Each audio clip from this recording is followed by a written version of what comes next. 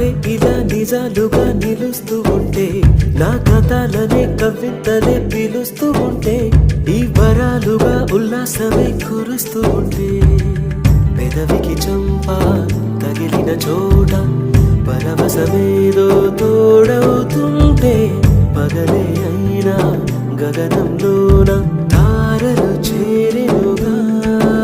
నిజంగా నేనేనా ఇలా నీ జతలో ఉన్నా, ఇదంతా